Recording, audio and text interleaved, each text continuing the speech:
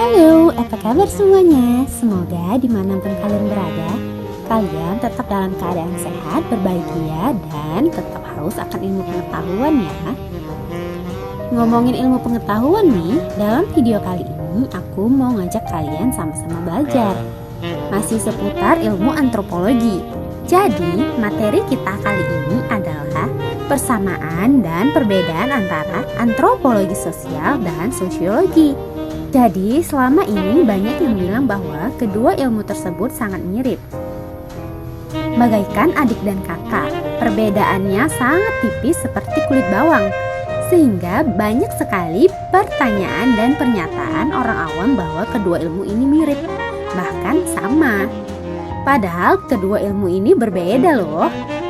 Udah penasaran di mana letak kemiripan dan apa saja yang membedakan kedua ilmu ini? Silahkan simak penjelasannya berikut. Hampir lupa. Usai menonton, jangan lupa untuk subscribe, like, share, dan beri komentar kamu ya, agar channel ini semakin berkembang.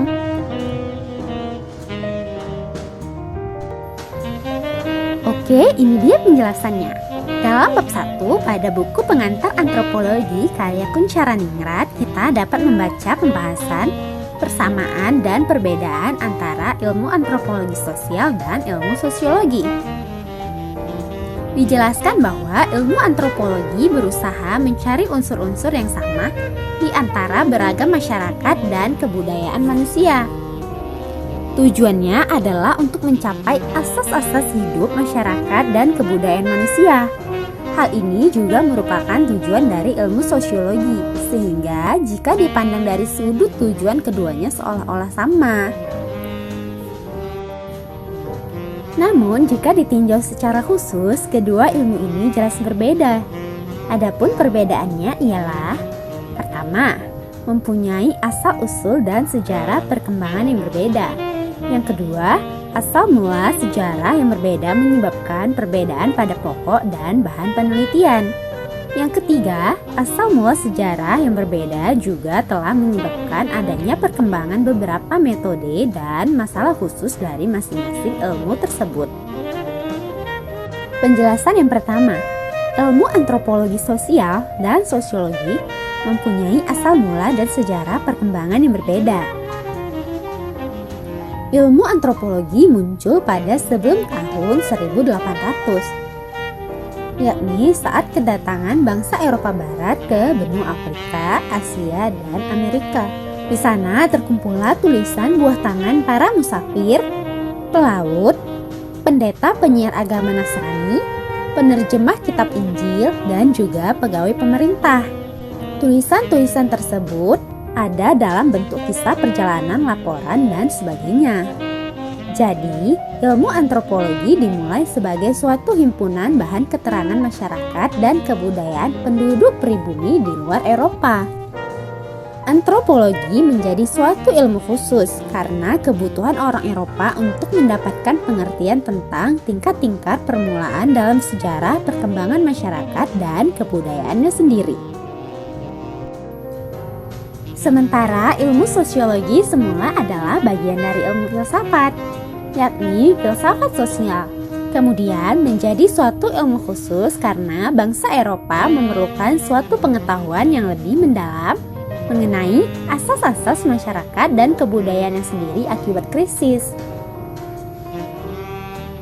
Bermula saat timbulnya krisis besar di Eropa seperti revolusi Perancis, revolusi industri, dan lainnya.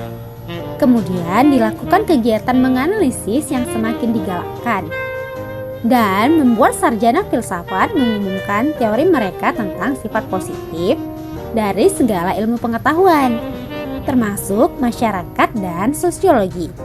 Hal ini menyadarkan mereka bahwa ada suatu ilmu sosiologi tersendiri. Perbedaan juga terletak pada pokok ilmiah dari antropologi sosial dan sosiologi.